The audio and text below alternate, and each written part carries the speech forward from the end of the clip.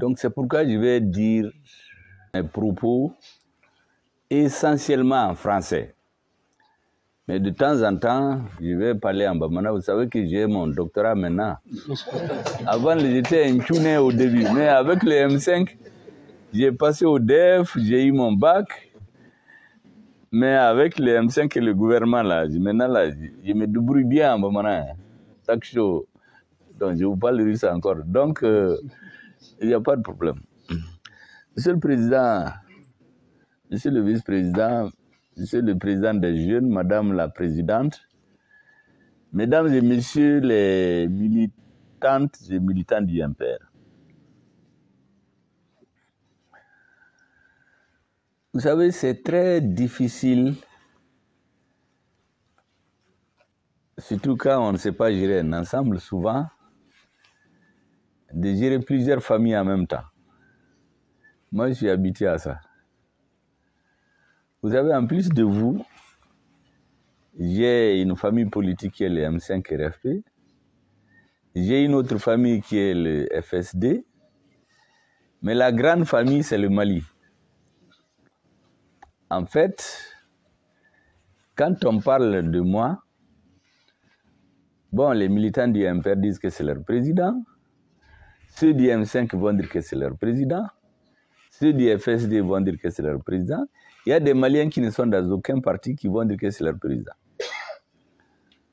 Donc, je parle au nom et de sorte que tout ce monde-là puisse se reconnaître dans ce que je vais dire.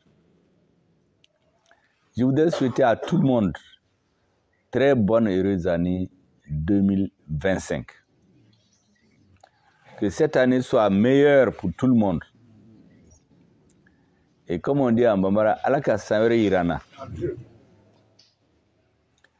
La deuxième chose, je voudrais avoir une pensée pieuse à tous ceux qui nous ont quittés avant et pendant l'autre lutte et maintenant.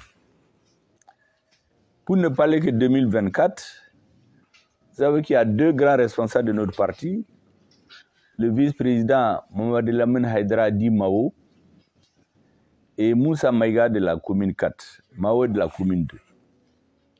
Nous avons aussi notre frère député de Koutchala, Abdou Agouzer Maïga, qui est dans les mains de ceux que vous connaissez.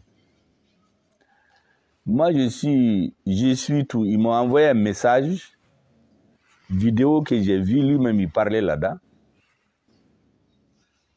avec certaines propositions. En son temps, je n'ai même pas osé en parler à qui de droit, pour plusieurs raisons. La première, c'est que même les collaborateurs du président, il y a un qui a été tué, l'autre est dans leurs mains. Et je sais aussi que l'État est en train de tout faire pour libérer tous les Maliens. Mais récemment encore, j'ai eu des messages, des informations. J'ai communiqué d'ailleurs à sa famille qu'il est en vie. Mais chaque chose en son temps. Aujourd'hui, notre pays est dans une situation où il faut voir les Maliens globalement.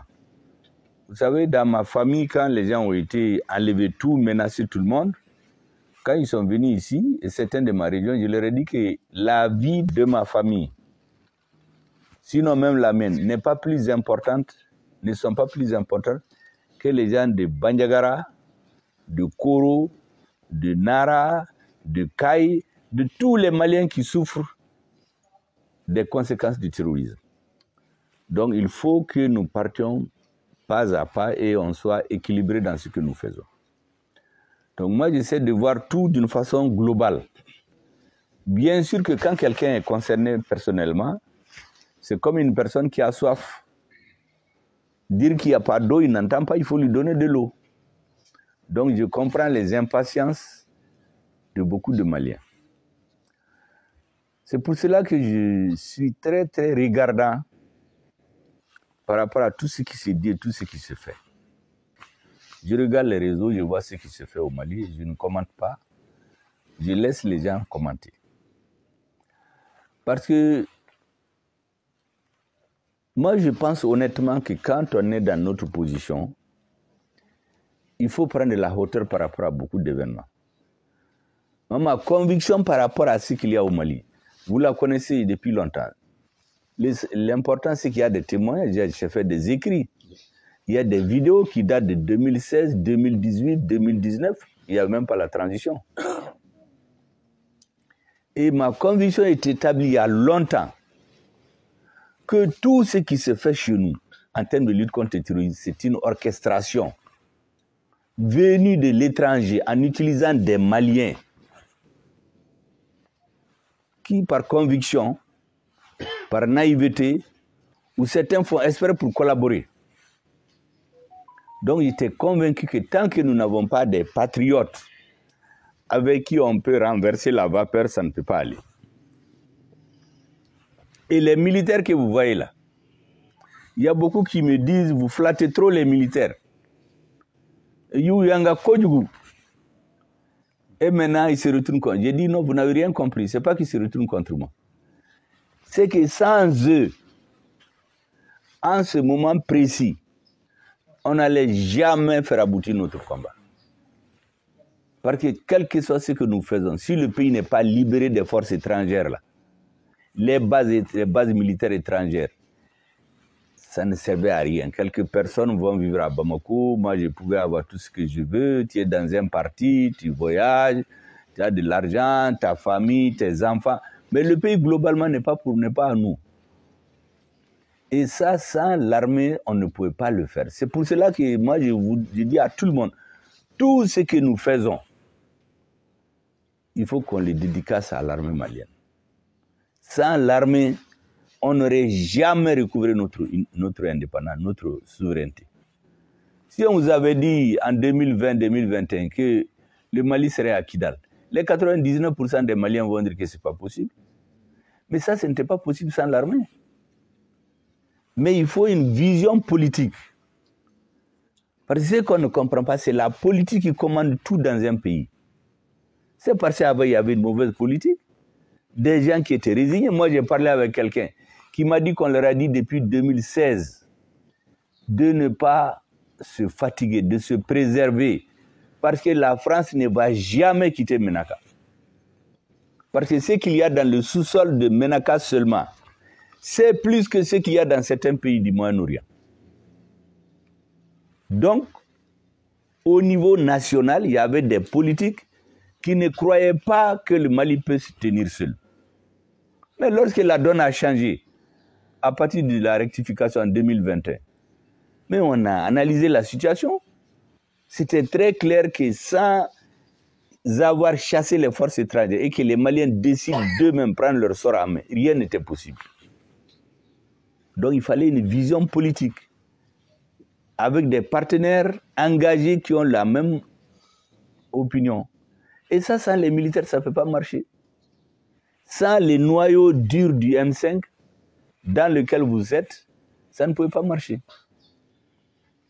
Première chose donc, il fallait s'assumer face à l'étranger. En ce moment, on était seuls. Il y a beaucoup qui ne croyaient pas. D'ailleurs, il y a un mythe qui circule, certains le racontent comme ça. Ah, le Premier ministre est parti gauchi, il n'aime pas les partis, il a marginalisé les partis. C'est archi faux. Vous savez, j'ai dit dans un de mes livres que les mensonges qui parlent trop a toujours raison de la vérité qui se tait. C'est un mensonge. Je vais faire un écrit là-dessus. J'ai toutes les lettres que j'ai envoyées aux partis politiques, personnellement signées. Je n'ai même pas signé par mon directeur de cabinet. En 2021 et en 2024. Pour qu'ils viennent qu'on parle sur la situation politique. Mais la réalité, c'est qu'en ce moment-là, on n'avait pas les mêmes objectifs.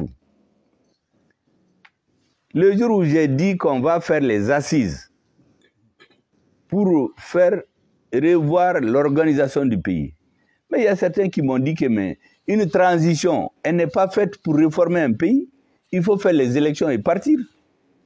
C'est ce qui nous avait été dit. Mais nous avons dit non. Une transition, il y a des raisons, des causes qui ont prévalu à l'avènement de la transition. Si on ne s'attaque pas à ça, on va retomber dans la même chose. Les élections, on en a fait depuis 1991, on n'a fait que des élections. Donc les élections seules ne peuvent pas suffire. Il faut qu'elles se tiennent à partir d'une réforme politique et institutionnelle qui permet d'avancer. Les gens ont dit qu'ils ne sont pas d'accord. Mais je ne peux rien faire contre eux. Et ils ont refusé de répondre aux invitations. Parce qu'il y avait un jeu, il fallait montrer que c'est les militaires qui sont légitimes, le Premier ministre n'est pas légitime pour séparer. Mais certains sont restés dans ça. Quand les assises se sont tenues, en accord avec le président de la transition a appelé tous les partis à Koulouba pour parler avec eux, pour qu'on se retrouve, pour construire le Mali. Mais les gens ont dit qu'ils ne sont pas d'accord. Ils ne sont pas d'accord avec les assises. Certains ont même appelé les assises de Choguel. Bon, maintenant, même Kidal, parce qu'en ce moment, les gens étaient, il y a les Français, la CEDEAO, une partie de la classe politique, les gens étaient convaincus qu'ils vont renverser le régime. Donc, ils ne vont pas s'acoquiner avec un régime qui n'a pas longue vie. Maintenant, quand nous avons pris Kidal, la situation s'est normalisée. Certains ont commencé à dire « Ah oui, le Premier ministre, il insulte les partis. Il refuse de nous appeler. Il nous a discrédités. » Le Premier ministre n'a jamais dit quelque chose contre les partis. C'est les populations qui parlent. Ce que j'ai dit et je l'assume, le 11 novembre 2021, j'avais réuni toutes les chefferies traditionnelles du Mali. Vous voyez que le 11 novembre est retenu comme la journée des chefferies traditionnelles. C'est le 11 novembre 2021 que je les ai réunis, tous les chefs traditionnels du Mali. Et dans le discours que j'ai lu là-bas, j'ai dit que la démocratie a été présentée comme une panacée. Une panacée, c'est quelque chose qui résout tout. J'ai dit, or, 30 ans après, qu'est-ce qu'on constate? Destruction des armées, destruction des systèmes éducatifs, guerre civile, coup d'État à répétition. Certains se sont levés le lendemain pour dire que c'est pour discréditer le mouvement démocratique. Mais ça, ce n'est pas vrai. Certains l'ont chanté hors du M5, d'autres l'ont pris le micro dans le M5. Tout le monde s'est mis à faire du vuvuzela partout. Il y a un ancien qui m'a parlé de ça. J'ai tiré le discours, j'ai été lui donner. J'ai dit, les gens, en réalité, dès le début, ils étaient contre la transition. Ils pensaient que ça ne va pas réussir. Maintenant, ça a commencé à marcher. Ils vont s'accoler à certains militaires pour dire, ah non, non, non, le Premier ministre n'est pas légitime, il veut venir au pouvoir. Le pouvoir, là, c'est Dieu qui le donne. Toute personne au Mali, et je l'ai dit à un membre du gouvernement, le 19, avant que je ne quitte le gouvernement, le 19, je l'ai dit, moi j'ai vu Modibo Keïta, j'ai vu Moussa Traoré, j'ai vu Amadou Toumani Touré, j'ai vu Ibeka. Les deux, j'ai même travaillé avec eux. Celui qui lit, qui comprend comment ils sont venus au pouvoir, comment ils sont partis, ça doit être de leçon. Il faut éviter les abus. Tout pouvoir qui tombe dans les abus, c'est sa fin. On ne peut pas gouverner un peuple par la peur. Un homme doit avoir peur ou avoir honte. Il faut faire en sorte que, en même temps que les gens ont peur, qu'il y ait honte de faire quelque chose. Mais on ne peut pas gouverner seulement par la peur. Et regardez l'autre jour à Sikasoy. Il y a un jeune en prison. Quand on a été envoyé 5 millions dans les régions, plus 5 200, pour réunir des badauds, pour sortir, demander la démission du Premier ministre parce qu'il a trahi, sans donner de preuves. Il y a quelqu'un qui s'est levé à Sikasso pour dire que lui, il pense qu'il ne faut pas faire ces marches, il faut plutôt réconcilier les gens. Est-ce que vous savez qu'on a été l'enlever là-bas? On l'a enlevé, on est venu le mettre en prison ici. Pour que personne ne parle. Mais on ne peut pas gouverner un pays comme ça. On ne peut pas gouverner un pays par la peur. Même si on met tout le monde en prison, ça ne suffira pas. Il faut gouverner par la vertu. La peur, c'est nécessaire qu'un État, il ait la force.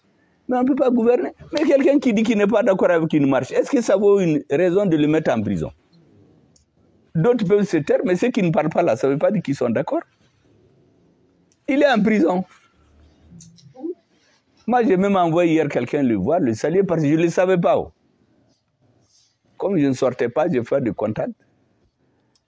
Donc, c'est pour vous dire qu'il y a trop de choses anormales, des mensonges qui circulent au Mali. Le Premier ministre est contre les partis politiques, c'est faux. Deuxièmement, l'armée là. Certains pensent qu'il s'agit de quelqu'un. Moi, je parle de l'armée malienne. Je vous assure que sans l'armée malienne, on allait être comme avant. Deuxièmement, les militaires que vous voyez là. Peut-être certains pensaient qu'on a lutté contre ça, on est devenu Premier ministre. Moi, je n'étais pas dans ça. Hein. La preuve, quand on a demandé de donner le nom de Premier ministre, j'ai dit que je n'étais pas là-dedans. Parce qu'un Premier ministre, on ne le ramasse pas dans les caniveaux. Même dans les ONG, le gouvernement, ce n'est pas une ONG pour faire un appel d'offres et choisir quelqu'un. Un Premier ministre, c'est quelqu'un qu'on connaît. On l'appelle s'il peut y faire le travail. Mais quand les militaires sont venus nous voir le 24 mai, on s'est entendu, il y a des choses que je savais bien avant. Je sais que si ces militaires avaient accepté de faire le jeu de la France, ils allaient gouverner tranquillement, les gens vont mourir, tuer comme dans certains pays, faire des fraudes et rester au pouvoir. C'est parce que j'ai eu la conviction qu'ils étaient engagés pour libérer le Mali. C'est pourquoi moi je me suis engagé avec eux. Ce n'est pas pour les postes de Premier ministre, ce n'était pas mon problème. Quand je me suis engagé aussi, j'ai compris qu'il faut l'habillage politique. L'action militaire seulement ne suffit pas. Mais j'ai eu la chance, le président m'a porté sa confiance, il m'a dit d'aller le représenter à l'ONU. Le discours que j'ai lu là-bas, là. Mais c'est un discours politique. Parce qu'en ce moment, il y avait la campagne contre l'arrivée de nos partenaires russes. Parce que beaucoup ne comprennent pas cette histoire de laisser en plein vol. Comment c'est venu? C'était au moment où il y avait une campagne contre le Mali. Il y avait des jeunes de certaines nationalités que certains ambassadeurs réunissaient, plus quelques chefs de parti qui ont vendu leur âme au diable pour dire de soulever les Maliens et refuser l'arrivée des partenaires. Mais c'est pourquoi j'ai été en Occident. On tue nos soldats, on tue nos militaires. On ne peut pas acheter des armes. Mais qu'est-ce qu'on fait? On a acheté même un avion de transport qu'on a bloqué. Mais on va chez celui contre qui on ne peut pas faire de pression. C'est ça l'image que j'ai donnée. Vous êtes dans un avion, en plein air, on ouvre la fenêtre, on vous dit de sortir. Ça, c'est la trahison d'enfant de dos. Mais de façon plus simple, on a dit que c'est comme nous laisser en plein vol, sans parachute. Ça, c'est pour dénoncer la trahison dont le Mali était victime. Ce discours-là, personne ne l'a vu avant que je le prononce. Personne. Tous ceux qui vous disent que c'est qui l'ont écrit, c'est qui l'ont fait, c'est faux.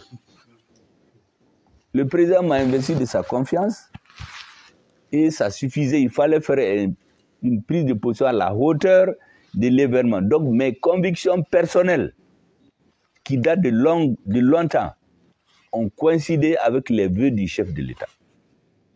Pour un discours politique, je vais vous dire, il a un certain nombre de caractéristiques. Le même discours, si je l'avais fait dans un meeting du M5, ou du MPR, ou dans un quartier, c'est à Yoroshio. Donc un discours, les lieux où vous le dites, les lieux, n'est-ce pas? Je l'ai dit à la tribune des Nations Unies.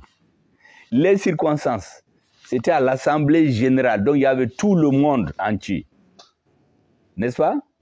Le contenu du discours même, c'est un discours qui est long, mais les gens ont retenu cette partie-là, à laisser en plein vol. Est-ce que vous savez que ce discours-là, des diplomates m'ont conseillé de l'enlever? Je leur ai dit non, ça c'est la politique. Au Théouka Baré, les militaires et les diplomates doivent être au service du pouvoir en place. Donc, on a compris. La deuxième chose, il fallait tenir les assises nationales. Parce que les assises allaient permettre aux membres du M5, dont vous, aux militaires qui ont opéré le changement et à la majorité silencieuse des Maliens de se concerter et fixer ensemble un cap, fixer la date, la feuille de route de la transition. En ce moment, on va parler au nom de tous les Maliens. Mais c'est ce qu'on fait. Le code minier, la constitution, tout ça là, ce n'est pas des actions militaires. Ça, c'est la politique. La confiance retrouvée des Maliens, c'est la politique. Sinon, le terrorisme, il continue encore à nous terroriser, mais il va finir, je vous assure qu'il faut que les gens tiennent. Parce que le plus important là, on a pris leur base. Maintenant, ils attaquent les populations sans défense, ils sont éparpillés partout, parce qu'ils sont sponsorisés, ils sont financés. Sinon, comment vous pouvez vous comprendre? que dans le désert, il n'y a pas de raffinerie de pétrole. Il n'y a pas d'usine de fabriquer les motos. Il y a des milliers de motos avec des milliers de gens qui ont du carburant, qui ont des armes, qui tuent les populations dans le désert. Il y a quelqu'un qui le fait. Et ça, il fallait ouvrir les yeux aux Africains pour qu'ils comprennent. Quand il y avait le terrorisme au Mali, il n'y en avait pas au Burkina, il n'y avait pas au Niger. Mais aujourd'hui, ils ont atteint, même les pays du Golfe. L'autre jour, vous avez entendu le discours à la nation du président du Bénin. Il dit que là où ils ont échoué, c'est dans la lutte contre le terrorisme. Mais il n'y avait pas de terrorisme chez eux avant. Ou bien l'ancien président du Ghana, l'Union européenne dit qu'ils vont les aider avec 60 millions d'euros pour lutter contre le terrorisme. Au lieu de faire des routes de développement ou faire avancer les Ghanais, non, non, non. Les gens sont pauvres, ils souffrent, vous financez le terrorisme. Et l'argent qu'ils donnent, c'est pour aller acheter des armes chez nous. Donc on fait exactement avec nos grands-parents là. On venait leur donner des miroirs, du sucre et puis on se vendait. La traite des Noirs est venue comme ça. C'est fini. Ils sont venus chez nous. Ils ont commencé à mettre les gens en conflit. On te voit, on dit que tu es plus beau que ton frère, on t'arme pour l'éliminer pour que tu deviennes chef. Cette phase a passé, on est venu à la décolonisation. Ils nous ont colonisés eux-mêmes, après ils ont trouvé un terme, décoloniser. On a choisi par nous certains, on leur a dit pour que votre pouvoir reste là, il faut nous aider à détruire les autres. Il y a des chefs, il y a des Africains qui sont prêtés à ça. Aujourd'hui, c'est la même chose. Il y a des gens qui sont prêtés au fait qu'on détruise ceux qui ont osé les dénoncer pour leur donner de l'argent. Tout le monde les connaît. Pour venir dire dans les médias, ah, le Premier ministre, c'est le premier adversaire de la transition. Mais ces gens-là, ils ne respectent pas les Maliens. Les Maliens savent quand même boire de l'eau. Qui peut venir dire aux Maliens aujourd'hui, le Premier ministre, c'est l'adversaire de la transition? Ou bien qu'il a trahi la transition parce qu'il a parlé. Si je n'avais pas parlé, vous-même, vous allez me dire aujourd'hui, mais pourquoi tu parles maintenant? Mais comme je l'ai dit, je n'ai dit que 10%.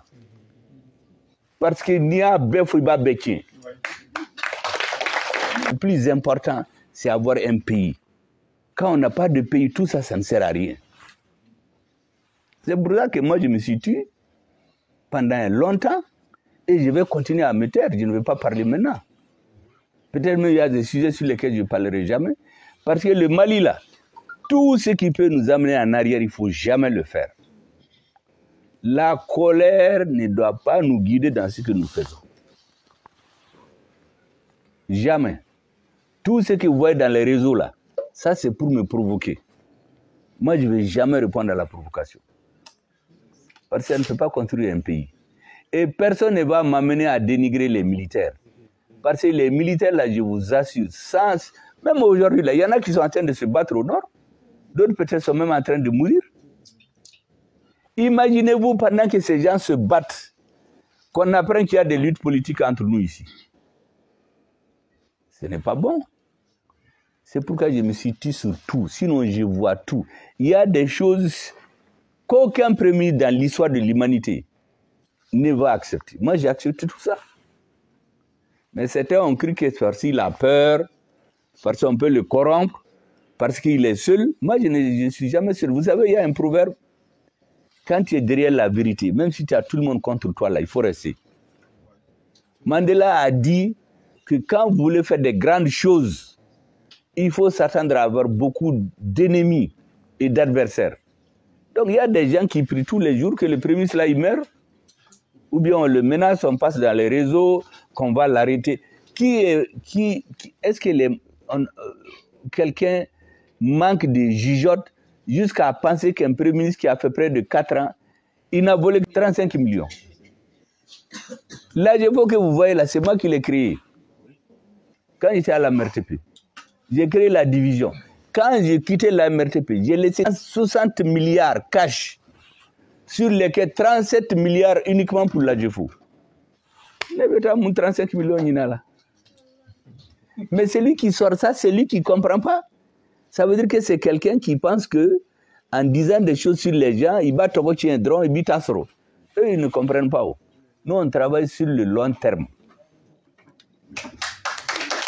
C'est très important. Donc, il ne faut jamais que ces histoires-là nous amènent Kanga Djamana d'Afrique. Est-ce que vous avez vu ce qui est sorti dans les réseaux, les médias étrangers qui sont contre nous? Mais ils ont fait la fête avant-hier. D'ailleurs, ils ont supprimé ce matin. Tout ce qu'ils ont raconté hier, ils ont fait une page sur YouTube, ils ont supprimé ce matin. Parce que l'essentiel, c'était de salir seulement le premier là pendant 2 jours. Les gens qui sont à Bamako, qui orchestrent ça avec eux. Vous pouvez venir à Malo. Ça ne marchera jamais. Et le Mali ne peut pas être un pays quelconque. Nous étions seuls en 2021-2022. Moi aussi. Les 14 janvier, là, même j'ai vu des gens dans les réseaux dire qu'on était là-bas. Mais ils avaient refusé dans le M5. Les gens du M5, disons. Au comité stratégique du M5, il y en a qui ont refusé. Ils ont dit, mais qui va organiser ça? Mais c'est avec certains qu'on a fait, plus la société civile. Mais quand ça réussit, il y en a qui ont allé faire des selfies là-bas. Ou bien il y a là aujourd'hui dans les médias pour dire qu'ils étaient là-bas. Ils n'étaient pas là-bas, moi je sais comment ils sont venus. C'est des actions politiques. Ce n'est pas des actions militaires. Et vous avez écouté le discours de l'ancien Premier ministre avec l'ex-président ivoirien. Il dit que c'est le Premier ministre là qui est venu embobiner les Maliens. Moi, je ne les ai pas embobinés, je leur ai dit la vérité. Et c'est ce jour-là que le destin de la transition s'est joué. Parce que c'est ce jour que les autres ont compris que le peuple est avec la transition. Ça, c'est des actions politiques. La politique et l'armée vont ensemble. Vous savez, l'adversité à laquelle on a eu à faire face là, dans les années 90, c'est 10 fois plus important que ça. Il y a un ancien Premier ministre qui nous a dit, moi j'étais avec des gens du MPR, en 1999, qu'en 1996, ils avaient décidé de m'assassiner, on a cherché quelqu'un qui n'a pas voulu passer à l'acte seulement. La vie de quelqu'un, le pouvoir là, c'est dans les mains de Dieu.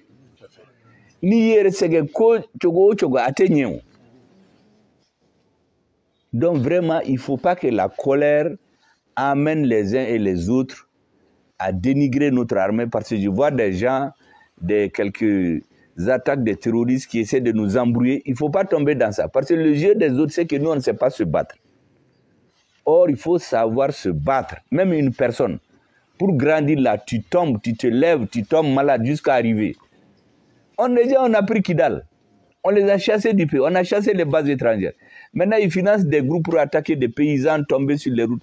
Si pendant ce moment-là, effectivement, on commet des fautes graves, la population va se détourner de nous. Mais si on maintient le cap, la population ne se retournera jamais. Là, on va tenir. Je vous assure que dans 1 an, dans 2 ans, Inch'Allah, ça va marcher. Le Mali va avoir raison de ces gens-là. Au M5, les gens ont marché, ils sont venus à la primature. On a les vidéos. Ils ont demandé qu'il faut chasser l'aménagement. Ce jour-là, je leur ai dit que ça, c'est trop tôt. Attendez d'ici 2 ou 3 ans, vous allez voir. Amakea, Assera Domina, c'est le président qui a appelé tous ses collaborateurs. Il a demandé l'avis de chacun et il a tranché. Mais il a fallu que les conditions se créent. En ce moment, il y en a qui ne peuvent même pas parler. Mais je les vois aujourd'hui qui sortent. Certains comparent même Amadou Koufa à Nelson Mandela. Certains, on les sort de prison. Je vois un monsieur l'autre jour qui se met à parler. Il dit, oui, que les années qu'on a fait, c'est mieux que sous Moussa Traoré. Mais le peuple vit d'abord dessous. Un pays qui n'est pas souverain. Bien sûr, eux, les quelques intellectuels, là, ils vont continuer à voyager, aller à Paris, cravater. Mais le Mali n'existe pas pour eux. Ils ne lisent pas, ils n'écrivent rien. C'est des gens qui n'ont jamais lu un livre entier. Donc, il faut que vous compreniez. Toute l'armée n'est pas dans ce jeu-là. Toute la classe politique n'est pas dans ce jeu. Même les leaders là qu'on a libérés, histoire de leur faire comprendre, ouais, le diable est parti, maintenant on vous libère. Mais certains m'ont envoyé des messages. Ils m'ont dit qu'ils ne sont pas des enfants. C'est pas moi qui ai arrêté Bouba, c'est pas moi qui ai arrêté Kader. Ils savent d'où est venu tout ça là. Moi je leur ai dit, non, il y a pas moi. Alhamdulillah, banane. Dans tous les cas, moi je ne dis rien à personne. Les gens vont finir par tout comprendre. Je vois dans les réseaux même qu'il y a des gens qui négocient en douce pour nous ramener des gens. Je dis, mais qui a chassé qui au Mali? Est-ce qu'il y a une personne qu'on a chassée? Mais si tu as fui, c'est que tu te reproches quelque chose. Mais tu viens, tu réponds à la justice malienne et puis l'affaire est tournée. Mais par exemple, dire, bon, celui qui a détourné 100 milliards, c'est pas une personne, c'est pas deux, mais en ce moment, le peuple malien, lui, va gagner quoi là-dedans? Rien. Vous savez, il y a un grand leader américain qui dit on peut tromper une partie du peuple tout le temps. N'est-ce pas? On peut tromper le peuple une partie du temps. Mais on ne peut pas tromper tout le peuple tout le temps. La première fois de la transition, on a trompé le peuple pour aller avec les gens de Ibeka. La deuxième fois, on a mis les gens de Ibeka à côté, on a construit quelque chose. Maintenant, si on veut tromper et les gens de Ibeka et ceux qui ont fait le Mali, on sait qu'Atagnon, il ne faut pas se fatiguer. Ça n'ira nulle part, je vous assure. Et ceux qui comptent sur la peur pour terroriser les Maliens, ils ne connaissent rien de l'histoire. Tout homme politique qui exerce la peur et la terreur sur les gens, il finira toujours mal. Toujours. Notre transition est bénie par Dieu. C'est pourquoi n'entrez jamais dans les complots qui ont tendance à déstabiliser la transition. J'ai souvent donné une leçon à tout le monde. Le Soudan que vous voyez là, le pays est détruit aujourd'hui. Est-ce que vous savez que c'est la même situation chez nous? Les femmes et les jeunes sont sortis, on a dit démocratie, démocratie, on a renversé le régime. Les militaires travaillent avec les civils. Après, des gens sont allés en douce, comme ces M5 défroqués là qui sont à l'intérieur en train de marcher, que Prémissé a fait la trahison. Comme il y a des gens comme ça qui sont allés dire aux militaires, ah, les civils là, il faut les laisser prendre le pouvoir. Donc ces mêmes gens sont venus dire aux militaires, il faut chasser les civils là. Oui, ok. À là-bas, on donne où est le Soudan aujourd'hui? Les femmes qui ont marché, les enfants là, ils sont tous morts. D'autres ont fui. Les soldats là sont en train de se battre pour chercher des soutiens dans le monde. Un grand pays. Moi, j'ai visité le Soudan en 2003. Quand j'ai cherché à faire la sucrerie, l'usine de sucre de Markala. J'ai été là-bas. Il y a un village qui s'appelle Kenana. 250 personnes en 1975. Mais en 2003, quand je suis allé là-bas, l'industrie sucrière qu'ils ont mis chez eux a fait que c'est l'une des plus grandes villes industrielles du Soudan. C'était devenu une ville de 250 000 habitants, avec une université, des stades omnisports, des clubs, des tout, avec un goudron qui les relie à la ville, à la capitale. Des camions remplis de viande, c'est devenu l'une des plus grandes villes industrielles. Moi, j'ai vu ce pays-là. C'était un pays où on fabriquait beaucoup de choses pour eux-mêmes, mais ils ont tout détruit aujourd'hui. À cause des jeux de pouvoir, ne rentrez jamais dans ça. Et celui qui veut le faire, Allah te sera d'âme. Moi, je vous ai dit que la transition, là, tous ceux qui veulent trahir les objectifs de la transition, Allah Bouchoro, que ce soit des gens du M5 ou ailleurs, acheter Nasira Soro. Le Mali, là, m'acheter comme Mali Djamfa Kaere Soro. Pour le reste, là, vraiment, je vous souhaite très bonne chance. Beaucoup de courage. Il ne faut pas céder à la colère. La peur, là, chaque personne a peur en sa façon. Mais je dis qu'on ne peut pas gouverner un pays par la peur. On gouverne un pays par l'exemple. Le premier discours que j'ai lu le 11 juin, le gouvernement qui a été installé le 11 juin, j'ai tenu le premier conseil de cabinet. Là-dedans, j'ai dit qu'il faut qu'on gouverne par la vertu. Si on enlève la vertu, là, la peur seulement ne peut pas tenir un peuple en haleine. Donc, il faut que vous soyez dans cette logique. Je vous souhaite que 2025, qui est moins de surprises désagréables que 2024, que les choses qu'on voit en 2024, que le Mali retrouve la voie du bonheur, de l'entente entre les gens. Sinon, tout ce que vous voyez sur les réseaux là, les premiers jours quand j'étais sorti, les gens qui étaient venus me rendre visite, on a pris leur nom. Le lendemain, on a sorti dans les réseaux. Mais celui qui fait ça, c'est qu'il ne comprend rien. Si la peur devait empêcher d'arriver, nous, on n'allait pas tenir jusqu'en 2020. Pourtant, quand nous étions venus en 2021, il y a des militaires qui étaient contre les assises. Ils ont écrit, ils ont réuni des gens. Même le M5 et le FSD voulaient se révolter. Je leur ai dit non, il faut que j'en parle avec le président. Quand j'en ai parlé avec le président, on a pu se comprendre. Et le reste, le ministre de la Refondation a pris à main. Et le jour où je parlais à New York, le 25 septembre 2021, c'est le même jour que les forces vives de la nation qui sont réunies, 23, 24, 25, 26, ont adopté le fait qu'il faut tenir les assises en décembre. Le fait ils ont tracé la voie pour la transition. Ça, c'est le travail politique. Mais ça a eu un poids parce que l'armée a fait son travail.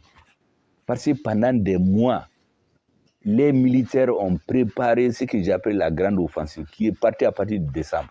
Tous les camps de terroristes, on les a détruits. Il n'y a plus de camps qui tombaient. Et puis le travail politique, c'est les deux pieds sur lesquels la transition a marché. Si on voit des soutiens défroqués, des escrocs de tout genre, qui sont venus à la dernière minute pour dire ah non, c'est l'armée seulement. Ça, c'est des gens qui travaillent. Vous avez vu, ils ne parlent plus, ces gens-là, beaucoup d'entre eux ne parlent pas depuis quelques jours. Parce que Parce que tout leur objectif, c'était. Parce que un pouvoir, je vous dis, quand on veut le déstabiliser, ce n'est pas compliqué. Vous le coupez de la base ou vous créez des conflits au sommet. Eux, ils ont tellement bien travaillé qu'ils ont réussi les deux en même temps. Ounana Nikele au sommet de l'État. Ils se sont tués. Et le chef d'orchestre a pris la parole hier. Comme la journée est finie hier sans que le Premier ministre n'aille en prison, ils ont supprimé sur leur compte. Même si vous partez sur Internet aujourd'hui, vous n'allez pas voir. Moi, j'ai regardé ce matin, que vous soyez sûr d'une chose. Notre pays ne va jamais reculer. Il faut être solidaire. Le MPR, le M5, le FSD, la majorité des Maliens qui veulent le changement, vraiment, il faut se donner la main. Cette histoire de dire qu'on a exclu les partis, c'est faux. Les dirigeants des partis qui sont engagés là, personne ne peut les exclure. Parce qu'on ne peut pas construire un pays sans les partis politiques. Beaucoup m'ont envoyé des messages pour me dire qu'ils n'ont rien contre moi et ils lisent tout ce qui se passe. Je leur ai dit, alhamdoulilah, Naya Famou, c'est l'essentiel. Naya Famou, c'est l'essentiel. Donc il faut que vous aussi vous soyez sage, que vous ayez une lecture historique, voir tout ce qu'il y a eu dans notre pays, tirer des conséquences de ces erreurs et faire avancer le Mali. Et que vous soyez plus unis et que votre courage soit renforcé encore. La peur là, on va mettre des gens en prison, ça sert à quoi? Banyougé là, il a fait la prison avec moi en 97. Et il n'est pas là aujourd'hui, non? Même aujourd'hui, il y a des gens qui ont fait la prison sous le M5, qui sont dehors aujourd'hui. Il y a une ici d'ailleurs qui a fait la prison sous les... Actuellement, il y a des gens, on les a transformés en héros. Les Bouba, les Karamo, les Kader, les Madame, comment vous appelez là? Mariam Gouyate. Tous ces gens, Goïta là, on a fait des héros maintenant. Parce qu'en mettant les gens en prison, ça ne résout rien. Mandela est devenu un héros comment? Tu sais qu'il y a beaucoup de gens qui ne savent pas que Mandela, ce n'est pas le chef de l'ANC. Le chef de l'ANC, c'est Oliver Tambou. C'est quand on a mis Mandela en prison qu'ils se sont dit maintenant, le prisonnier, là, il faut qu'il soit notre symbole. Donc, tous les gens qu'on a mis en prison, là, ils sont devenus les symboles de la lutte du peuple malien. Que ce soit les partis politiques, que ce soit les individus qu'on enlève, on met en prison. Tout ceci constitue un groupe pour tracer l'avenir du Mali. La peur ne va jamais faire reculer les Maliens. Celui qui comprend l'histoire, là, il sait que c'est comme ça. Un pays, c'est une stratégie bien mûrie, bien pensée dans l'intérêt de la majorité et qui rentre dans les tempêtes, même si c'est difficile. Abedouala, j'ai dit dans le meeting du M5 le 4 juin 2021, avant que je ne devienne Premier ministre, j'ai dit qu'il y a des puissants vents contraires qu'on va rencontrer, qui vont nous perturber. Il faut qu'on tienne, même les Maliens qui tombent, il faut les tenir par la main et qu'on sorte de ça. On est dans ça aujourd'hui. Mais il y en a qui n'ont pas le sens de l'histoire. Donc ne soyez pas comme ça. Nous sommes obligés de toujours voir plus loin que la majorité des militants. Parce que comme ça, que les autres ne voient pas. Non, Tara, pourquoi c'est zéro? S'il n'y a pas de gens derrière toi, tu n'es rien. Sinon, moi, j'allais faire mon diplôme, aller faire l'expert et avoir beaucoup d'argent. Mais là où je suis là, sans vous, sans les gens du M5, du FSD, le peuple malien là, Moi, individuellement, je ne représente rien. Donc, je vous demande vraiment beaucoup de courage. Je vous souhaite beaucoup de chance.